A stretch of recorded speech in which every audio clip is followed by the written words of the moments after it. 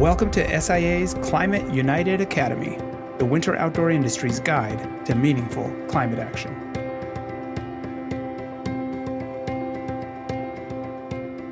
Hey everyone, welcome back. I'm Derek Sabori of the Underswell, home of the School of Understanding. I'm your host. This is another video in the Climate United video series.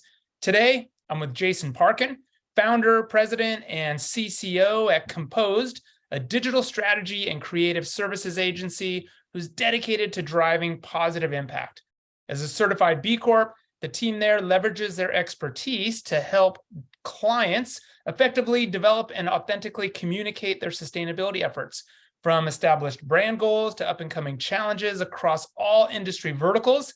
Jason, thanks for being here.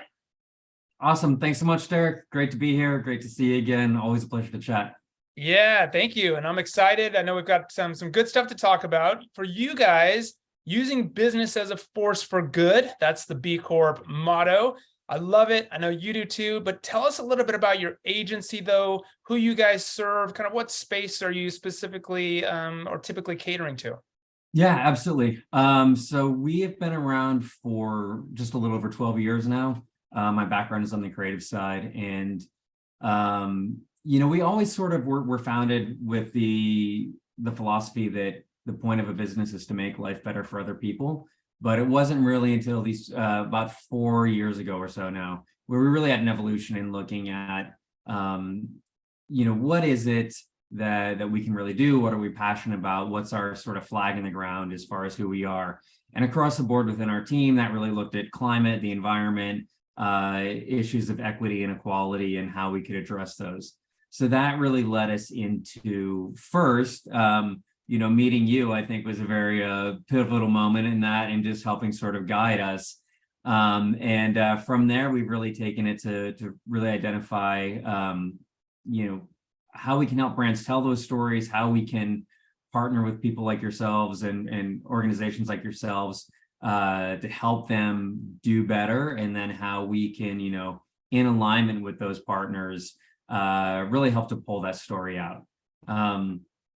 We got our B Corp certification just a little over 2 years ago, just at the height of the pandemic, which was an interesting time. They reached out and were like, do you actually still want to do this? And we were completely in on it. And it's been great. I think more than anything, getting that B Corp certification has really just been a roadmap more than anything else. It was great to get that stamp, but it's really charted our trajectory of where we're going to go. And so we do that both in, as I mentioned, helping the brands that we work with in their efforts, as well as really looking internally at what we can do the most to create a positive impact.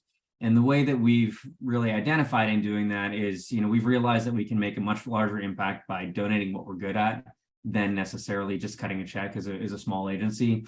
So there's two partners that are sort of the same, two sides of the same coin on climate, which one is an organization called Sea Trees, which does ocean reforestation for coastal ecosystems. And the reason we love them is that not only do ocean or sea trees such as mangroves, kelp, seagrass, coral, they capture and sequester 5 to 10 times more carbon out of the atmosphere than terrestrial-based forests do, but they do it by employing local communities in the areas that they're working with good paying jobs. So it's really looking at the people and planet approach in doing so. And the other side of that is really focusing more on systemic change with Protect Our Winters, which I'm sure a lot of people here are familiar with, founded by professional big mountain snowboarder Jeremy Jones, and really looking to collectively utilize the passion that the 50 million people in the United States that identify as being part of the outdoor state. So whether we recreate, we work in, or we just enjoy like getting out and taking part in the outdoors, turning that passion into advocacy and seeing how we can get out and vote, mobilize our friends and family, and really elect climate positive officials at the local, state, and national level. And so another way that we've really found to be super impactful is through becoming 1% to the Planet member. So for those that aren't familiar, I'm sure a lot are, we donate the equivalent or 1% of our gross revenue for the year. And I say equivalent because some of that is donated with volunteering, with in-kind services, 50% of that has to come from monetary donations. So we make sure that we pledge that financial portion to Indigenous-led organizations that are focused on land-back policies. We really understand where that intersection is of Indigenous justice and climate justice, and how you really can't have one without the other. So that's an area that we've also continued to focus on, and it's just seen as a way that we can continue to help, make sure that our impact is charting along the same graph as our revenue is, at the very least parallel, but we're really always looking to see how we can, actually skew that up a little bit higher. That's really good stuff. And obviously, by becoming a certified B Corp, becoming a 1% for the Planet member, I'm interested, what was it, I guess, was there anything that was sort of a tipping point that actually made you decide to pursue those things, as opposed to just saying, hey, we're going to lean into kind of being a purpose-driven company or other? Did you feel like you needed those certifications? And then on top of that, what's been the benefit? What was the experience like? What's been the benefit? How have your clients responded? So maybe start with the catalyst, if you will. Yeah, I don't think it wasn't ever anything so much as the fact that we felt like we needed to have that certification. I think one of the biggest things that I learned as a completely self-taught individual, founder, everything else, through the B Corp certification process is just the importance of getting things in writing and making sure that they become baked in, that you have those commitments that you are signing to. The one thing that I was told going through the certification process was, well, that's great if you say you're going to do it, but if something happens to you or the company gets sold, that could completely go out the window. Whereas if it's baked into your bylaws, if you have everything down in writing, it just formalizes it. It makes it that much more concrete that it really is a part of the company. So that was really what led to, becoming 1% for the Planet member, some of these other things, because, we realized the importance of just making that promise and adhering to it. And that's something that really came as, like I said, the B Corp really becoming this roadmap for how to continue to improve. So every year we're continually looking at what can we do now that's going to, continue to help that impact. And I'd say another thing that we do in that's outside of just our regular services is we do consumer insights. We do them as a bespoke service for our clients, but we also do them for our own as well too. And the point of that is really for, thought leadership and leading in a lot of these areas, and then also getting data out there that's extremely useful to take a real-time snapshot of what consumers in the US are feeling when it comes to a lot of these issues. We've done them, in the past around natural and sustainable skincare products. We have a lot of clients that are in the beauty industry. We've done it around consumer preferences. We did ones with our fellow B Corp partner, Michelle, last year around sustainability and consumerism. And this year we looked at what the consumer awareness is and what consumers want banks to do with their money. And then what are the triggers that could help, banks sort of speak to these consumers, that the banks that are doing well, to get them to help them switch. So that's not quite tied into an impact side per se, but it's an area that we continue to try to lead on for these purpose-driven models to really just raise the awareness and, again, get more data out there that, hey, this isn't just altruism at this point, that doing the right thing is good for business as well. Back to your point, as far as was there a catalyst? I don't think there really was, or I'd say if there was anything, I think it was when we first went to Outdoor Retailer in 2018. It's where we met you. I think I was just really taken of just how accepting the community was, as here were these this newcomer, for all intents and purposes, digital agency from New York. But I think we were pretty enthusiastic and, passionate about it. Hopefully that came through. But I think, a lot of learnings we've had, again, from people like yourself, from others in the industry, really just helped solidify that this is the right way to go. And this is the thing that we should be doing. And that initially started, again, just looking at internally, what are the things that we care about? So I don't think there was necessarily an aha moment, but that was the sort of propulsion to get this going. Got it. Did your customers, were they favorable? Did they reply favorably to this initiative? Yeah, absolutely. And, I heard, I feel like any one of these talks, some reference or quote from Yvon Chouinard always has to come up. But I heard him. We're also a brand alliance member with a great conference called Sea Change Sessions. It takes place in Burlington, Vermont, twice a year in the summer and winter. And I think it was there, if I'm not mistaken, one of the first ones.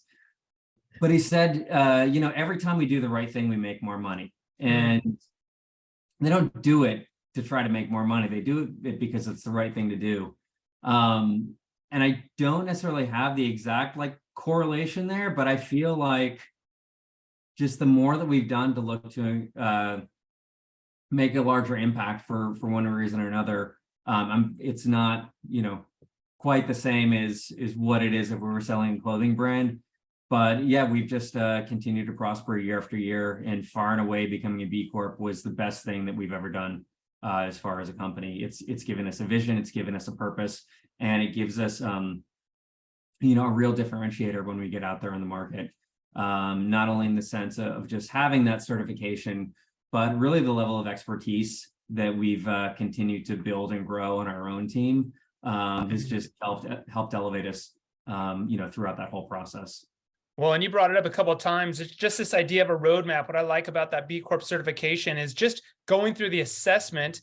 You can, it's a blank slate. There is your sustainability roadmap. These are all the things you should do. If you're going to strive for a 100% score, just do these things. There's your roadmap on how to be a more sustainable company, brand, or whatever you need to do to tackle climate, or social injustices. It's all right there laid out for you. Is that right? Yep, exactly. And what I also love is that it's constantly evolving as well. They've just reevaluated the guidelines for 2023, which is when we're going to be recertifying. So it's you can't sort of just rest on your laurels, which I love. And again, it's always forcing us to continue to look, what else can we do? We've had our great year. What else can we do with that? It's not just oh, we had a good year. That's great. It's what else can we do to continue to improve that? Well, let's we'll step back here a minute and kind of look at a bigger picture, because I know you've been in the marketing game, agency game for a while, whether it's on the marketing, branding, advertising side. But when it comes to purpose, sustainability, responsibility, whatever we're going to call it, how have you seen things change or evolve in this space? I think how you've seen it change is, it's been pretty apparent that sustainability is at the point where it's a buzzword now, right? Which I feel like, 4 years ago when we first started getting into this, it was just starting to be, it was if you were doing something that was made out of recycled bottles, right? That was highly innovative. But brands still weren't really queuing in on it. They weren't messaging and that sort of thing. I think you're seeing that happen more and more. And inevitably, I think what we're seeing happen is a lot of greenwashing that goes along with that, right? And I think because it gets so nuanced, it gets, there's so many areas where brands are afraid to talk about something because they're afraid they'll get called out for what they're not doing, or, they're overstating their claims and not really being true to it. And I think an area that we've really been able to find and help in those areas is really diving in and getting an understanding of what the brand is actually doing. Again, partnering with people like yourself to take a look at those, to help educate teams over there and make sure that we're just, messaging in the most authentic way possible to avoid that greenwashing, because I think it's just so detrimental to a brand when they do it. And there's so much work to have to get back just to neutral when they do that. And I think that's the risk that you run of working with somebody that maybe doesn't fully understand that, or is going to be very hyperbolic about it. Whereas our approach is always to truly look at it, make sure that we're talking about the right things, and also evaluating it as well too, and saying that, and being very transparent with that message that we're doing, saying, this is what we're doing now. We know we can do more. This is sort of on the map of where we're going to. And I think that just ties in so much to education just has to be a part of marketing when it comes to these efforts. And I think back to your original question, that just isn't something that you really saw, 3, 4, 5 years ago, when sustainability wasn't even really on the radar of a lot of brands as far as what they were talking about. So it's great to see that we've made so much progress over those years. But at the same time, I think we really just have to be careful in what we're messaging, how we're messaging, and making sure that we're being both true to the brand, but also being true to the purpose and the action behind it as well. Yeah, and maybe I'll jump on that and ask, if you had sort of a ratings meter. I mean, obviously you're talking about greenwashing. It's getting a lot of attention these days. And sort of, as a cautionary tale, one, I guess this is two-sided. How do you think overall we are doing do you think too many brands are coming on board and talking about sustainability and just in the wrong way? Are we making good progress? Like if you had to kind of give it a meter, are we headed in the right direction, or are we on the track to doom with messaging? And I guess, where do you see brands getting it wrong mostly? If we are on a bad track, what are we doing wrong? Right. I guess to quote you, I'll say it depends. There we go. So it's like it's great that more brands are talking about this, right? The more that we're talking about this, it's raising the consumer awareness. I think it's something that we're just continually seeing more and more of throughout the news cycle, through everyday experiences, with the impacts of climate change, with the climate crisis, understanding the roles that corporations and industry take in that. So look, it's great that we're talking about it, right? To the same point, I think we have to be very honest about it, so that, as a consumer, that I'm not being essentially, lied to or sold a bill of goods that isn't really living up to all the action that they're really doing. And I think as a brand, I think you have to be a little, have a little bit of a critical eye on who's telling your message and where that's coming from. It's I think it's not, I mean, this is a little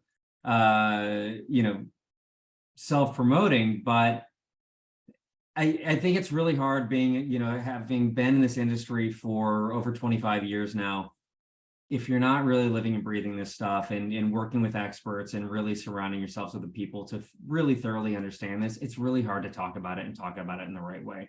Right. So I think you see cases of that where it's like, it's hard to talk about a fast food chain and then switch to some other brand sustainability strategy, right? That same team isn't always making the right pivot or getting that messaging right there.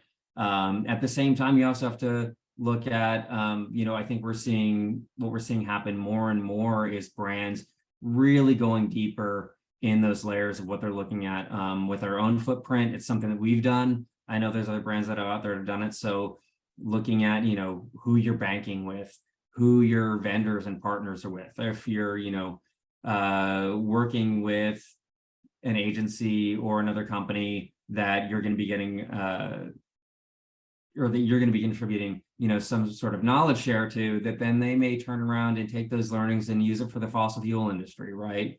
These are all these sort of things that maybe aren't shown so much on a consumer or marketing level, but I think that brands really need to take into account when they are doing these projects.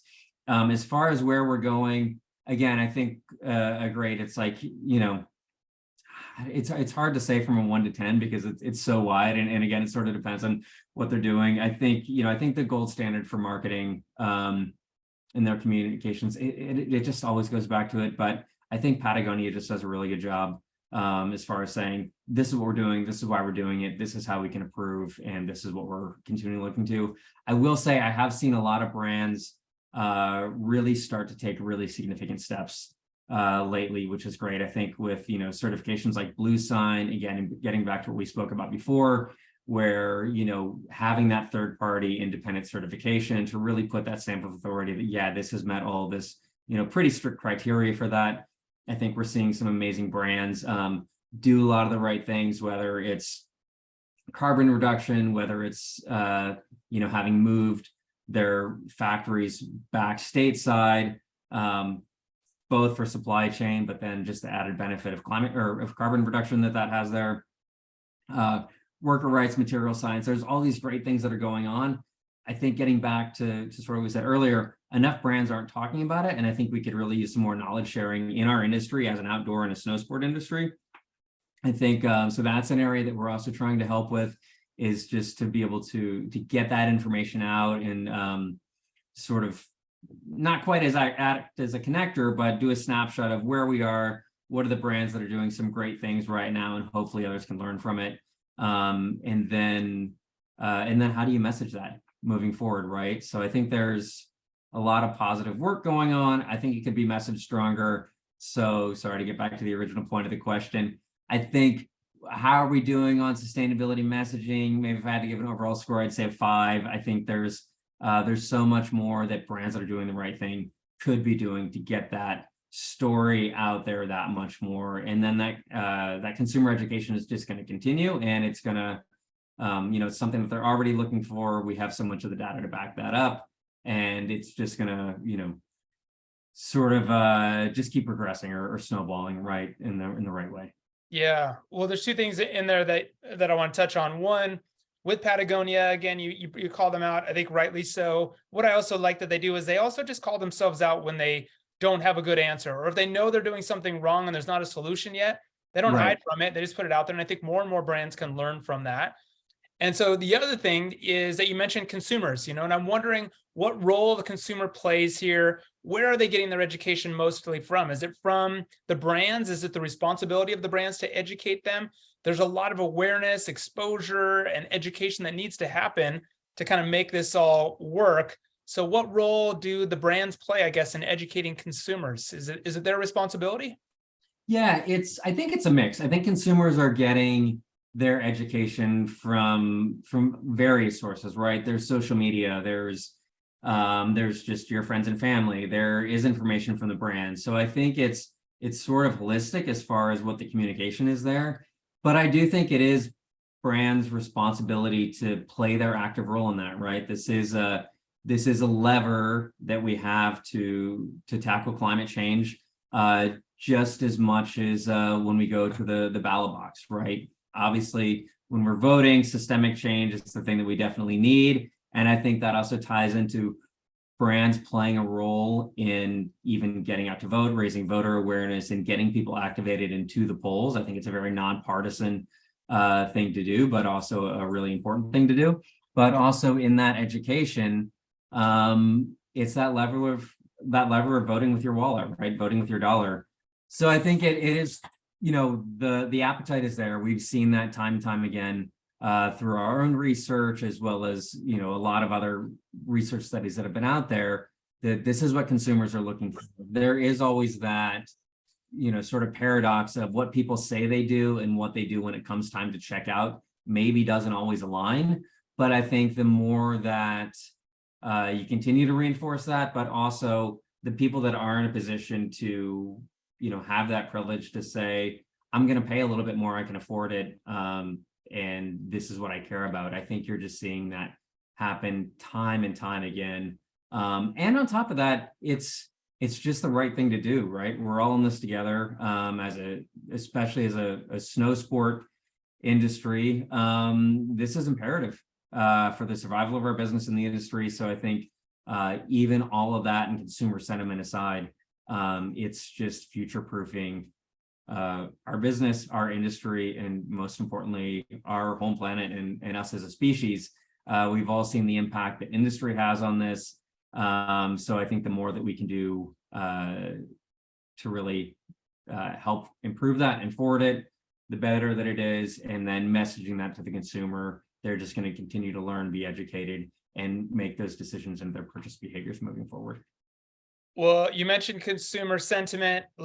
I know you mentioned that earlier as well, kind of bridging this space between the brand and the consumer is what they want. I want to go back to those insight reports that you've done. Why is it that you guys are putting so much effort into those? And I guess, what do you see as the benefit? Because like you said, you've tackled a few different areas. So is this part of an education and awareness campaign as well from your guys' perspective?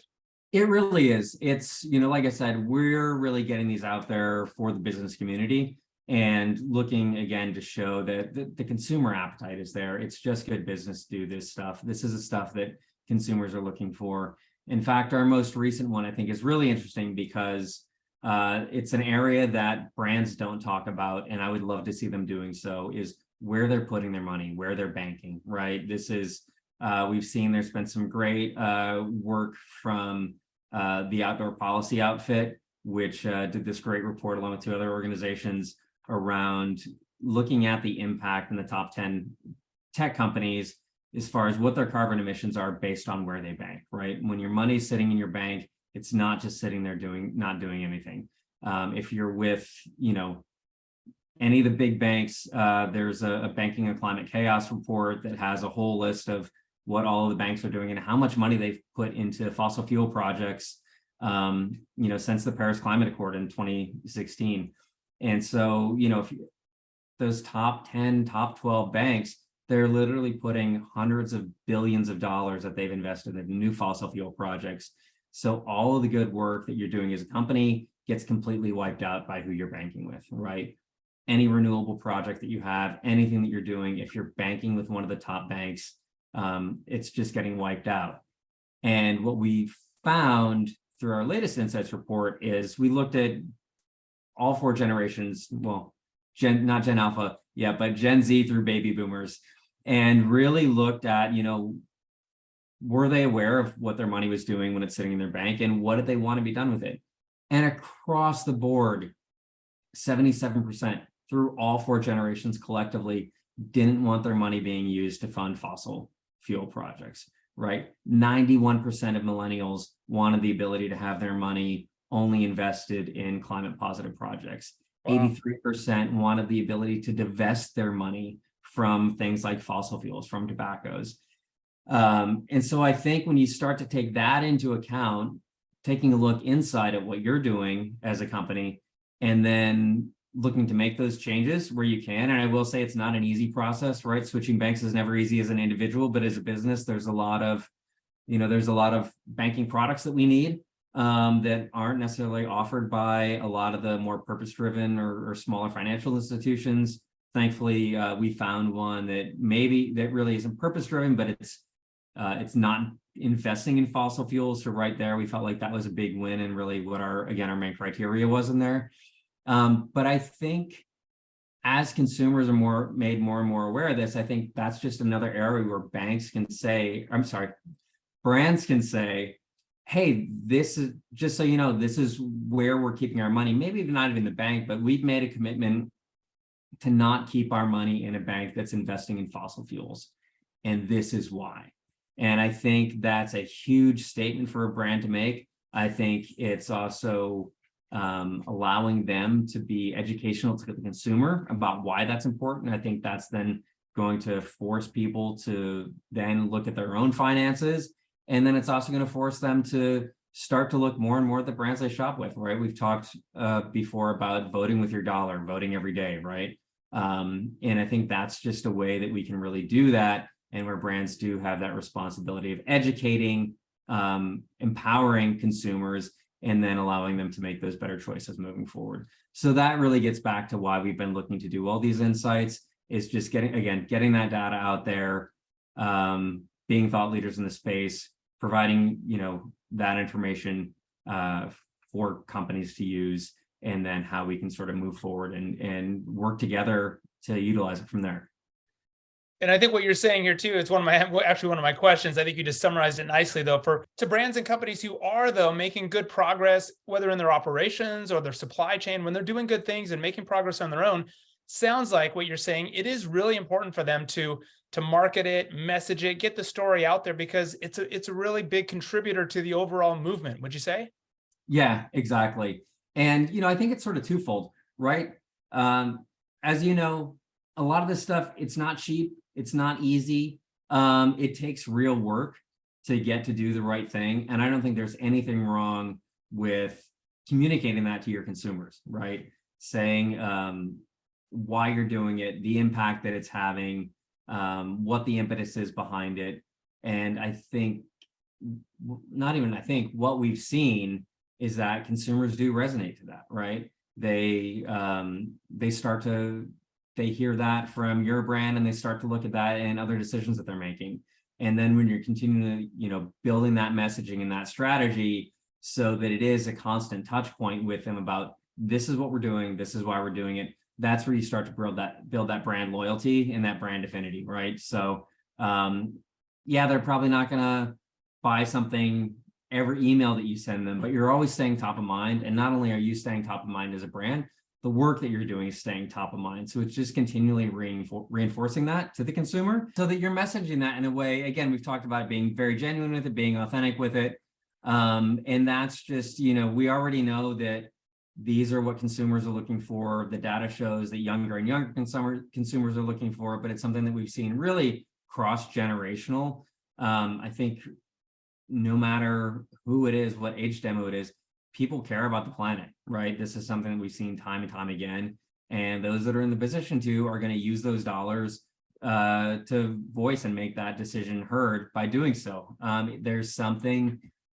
There's an emotional connection that you get when you purchase something that you know is doing really good, right? It's not just like, I like the way this looks, but it like the way that it makes me feel that I'm wearing this, right? It's sort of getting out there, it's supporting it, it's showing it, or it's also, we talk about, with products, the product quality and something lasting a long time and just the benefit that that has. So it's worth paying a little bit more when you know that it's going to last a long time, or that there's a lifetime guarantee, or those sorts of things. And those things all add up in the consumer's mind. So obviously, first and foremost, you have to have a good product, because nobody wants to pay more for something that was made the right way that just doesn't fit their purpose or really suit their needs. Right. So what we've seen, time and time again, first and foremost, product efficacy, but assuming all things are equal, getting that message out about how it's made, who made it. So when we say how it's made, we're not just talking about the materials, but the workers as well. And all of that being combined into a solid story is what we've seen just really resonate with consumers, and again, create that brand affinity when they're coming to make their purchase decisions. So that's helpful for the brands that are doing something or who are on a good track. What about those that feel like they're just not really doing that much? They're doing a little bit. Or to those, what do you say to those brands who just aren't even in the game yet, who have decided, we'll just kind of wait, or we'll wait and see how this plays out?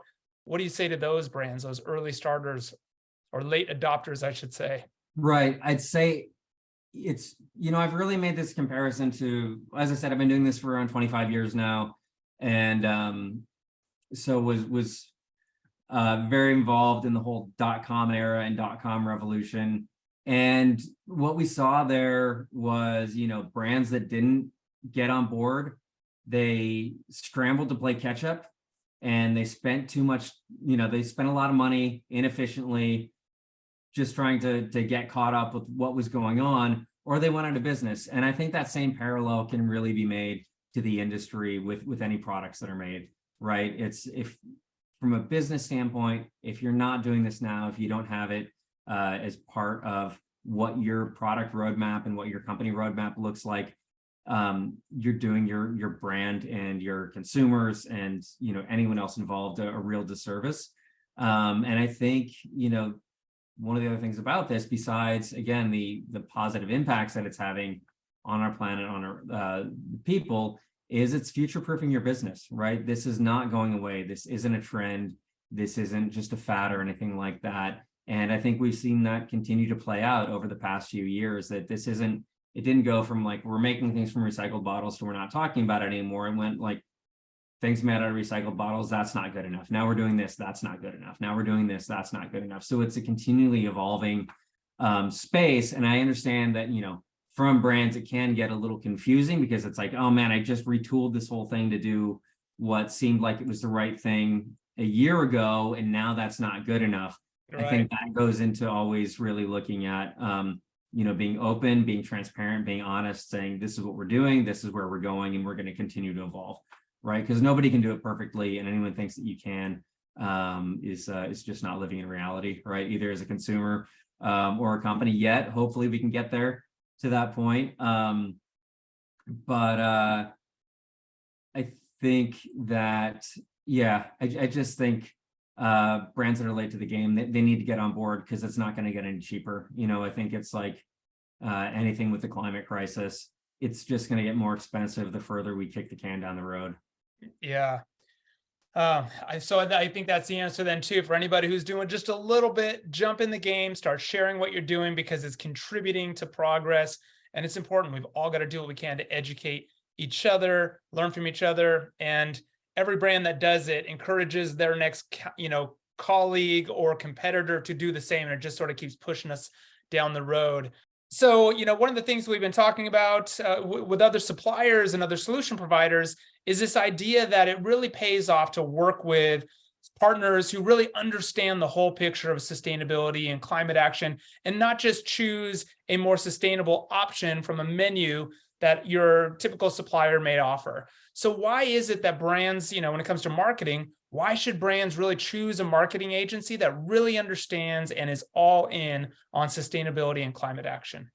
Right. I appreciate that question. I think it just goes into the work that's being done from sustainability teams, from CSOs across the board. It's complicated. It's really involved. It's a lot of work, as we mentioned. And I don't think you can have somebody that doesn't truly understand that be able to get the story right. We saw an example recently with a tea where they were doing it with regenerative agriculture. I think what happens too often, sorry, I'm just going to step back a little bit. I think what happens too often when we talk about sustainability, the lowest common denominator, easiest thing to understand always happens. Like, buy this product, we're going to plant a tree, right? We all love tree planting. It's great. I'm not knocking tree planting. There's so much more that goes into this. There's so much more of an impact that goes into this than just planting a tree. And then even like, if you're saying you're going to plant a tree, well, where is that tree being planted? Is it actually planting something? Is it additionality, or is it just preserving something that's already there, right? So even tree planting can be very complicated. And so I think that's why you need to have a team that understands the complexities that go into what you're doing so that you can communicate it effectively. I mentioned this tea company, they were talking about, that they're farming with regenerative agriculture. And, maybe more people are familiar with, the term regenerative agriculture. I think far fewer consumers really understand what it is, what the benefit is, what the climate benefit is, where it's, not talking about, stirring up carbon, just providing a healthier habitat and ecosystem across the board in areas where they do practice regenerative agriculture. This was a great example of, they did the whole thing with, we're not gonna fly for a location to shoot this commercial. We're gonna do it in my backyard, and we're gonna, have a vegetarian lunch for everyone, and we're gonna plant trees. And it's like, that's all well and good, but that does a complete disservice to all the work that the team at this brand put into actually making this process and this commitment happen. And I don't think it's not something that you can gloss over. There's a way to communicate it clearly, but without oversimplifying it. And I think that's what gets lost if you work with somebody that just doesn't really live and breathe and understand this stuff. Again, we talked about how, it's constantly evolving. There's always things that are going on. And then also, what are the other areas that may have more impact, maybe a brand should be talking about, and just what the work has gone into, and then having that understanding of, what those benefits are. I think if you're a brand, you shouldn't have to fully educate your ad agency or your marketing agency or an external partner around what it is that you're doing, just so they can help tell your story. I think it's, again, it's a little self-promoting, but at the same time, I do think it's a unique advantage for us, is that, we understand this stuff going into us. So when you come to us and you said, like, hey, for instance, hey, we're doing this thing, we're using regenerative agriculture, we really thoroughly understand what the impacts of that are. And if we have any questions, we've forged this Impact Alliance partnership with people like yourselves, with other climate and corporate advocacy, clean chemistry partners, so that we can even on our own go to some of the top experts in these different fields to just make sure, one, gut check ourselves, make sure that we're getting it right, because we're, as much as we say that we're experts, and I think we have a really good understanding of this stuff, we don't have a bunch of hubris to think that we can't make mistakes or can't learn more. And so it's, again, it just, I think it's just imperative to partner with an agency that understands that when you're doing these communications. Otherwise, it just gets lost, and there's too much work, and it's too important for this to get lost or oversimplified, or think that you can just do the sort of bare minimum, and now you're really doing what you can to tackle the problem. Yeah, I think it's a good reminder. And I think, there's been so much that's kind of been, I think, buried in here. I want to try to pull out three things from you. If we had to end with, based on purpose, business, messaging, marketing, a lot of the listeners, most of the listeners here are going to be brands, retailers, resorts even, but what do you want? What are your takeaways here? What three things would you want listeners to remember or to do right now, either in their own life or when it comes to their business, for climate action, sustainability? I know you've got a lot of things that you've uncovered as you've evolved in this space. So give us three takeaways. I think it'd be pretty interesting from you. Yeah, so I think, first and foremost, I think look at where you bank. It's the invisible hand of climate change. And it's a lever that, especially as businesses, especially the larger businesses out there, it's some real weight that you have involved. And then I think messaging that to your consumers, in addition to, I would say, not just at your bank, but in every facet of your business that is a third party or a vendor. Again, I think back to, from even an agency standpoint, I mentioned before about, working with an agency where you're spending your money, you're giving knowledge sharing, that may then be using that and working with the fossil fuel industry, right? I think it's very antithetical to anything that you're trying to do to push forward your narrative, to be purpose driven, to do these things, if it's then going to go back the other way around. I think there's so much focus on scope 1, 2, 3 emissions. And while that's important,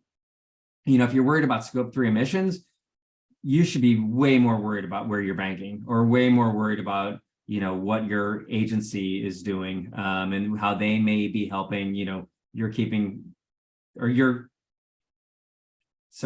continuing to commit to a business that's also, servicing the fossil fuel industry. I think that has way more impact than what your scope 3 emissions are doing, right? And that's something that you have a lot more control over as well. So I think that's the first one, is really just looking at, what your vendors are doing, but so much in who you're banking with. Secondly, you're doing the work. You got to communicate it if you're a brand. It's just, it's so important. I think resorts, are a great example as well too. I think, you've seen some great resorts doing some amazing things out there. I think of Taos, I think of, Aspen and things they've been doing to partner with POW, and really, even last year with the big melting gondola at the top of Aspen last year, to really make everyone aware, hey, this is something that's important to all of us. It's something that we have to address. So even if you went skiing that day not thinking about climate change, when you got up to the top of the mountain, it was in the back of your head, right? So I think that's important. And again, that goes into being an educator of your consumer, right? So I think that's really important. And then lastly, I think, what I would say is something that we've learned from you recently is, it's so easy to get caught up in, we need to tackle this, we need to tackle that. I think the three things that you really need to look at, and is just so important, and these are the things that you should message as well. What are you doing about climate? What do you do about workers' rights? What are you doing about transparency? And they're right. I think that was just very enlightening. I think when we had our chat a month or two ago, because those are sort of like bigger tentpole areas where it doesn't matter, the standard for that isn't going to change the next day. Right. And I think there's so many opportunities that you can do, whether it's and even getting into more about renewable purchasing, and even looking at, like, if you're not, it's great if you build your own solar factory, or put solar panels on your roof to power your factory and everything else. That's great. But I think also looking at where those other areas of impact are. That was something else we've learned from our climate partner Molly, is looking at, just understanding, emissions really don't care where they come from. If there's an area that you can address, that's an area outside of maybe where you are, but that's going to help clean up the grid, look at those opportunities and look at those options, because it's going to be way more impactful. And then again, I think you can communicate those, but again, it's those main tentpole areas where it's like, as long as you're doing legitimate work in them, that's what's going to make the most impact, as opposed to, sweating the small things in the details. You need to look at bigger picture for bigger solutions, and not get so caught up in the weeds with things. Well, and I like what you've laid out here. It seems like there's a big playing field. There's plenty of positions out there. Just in honor of the World Cup, it's like get out on the field, go make a play, put on a uniform, and just get in the game, right? So Yep, everybody exactly. plays a role, every position, every part of the supply chain, wherever we're at, we have a responsibility and a role to play in this. So I think you guys are helping to highlight that. So Jason, thank you very much. Thanks for all the insight and the ideas and the suggestions for brands. Any last things before we jump? Not right off the top of my head, but thanks as always. Great to chat, and appreciate the opportunity to do this. Thanks, Jason. All right, then we'll right. see you next time. Thanks, everyone. Thanks so much, Derek. Thanks, everyone.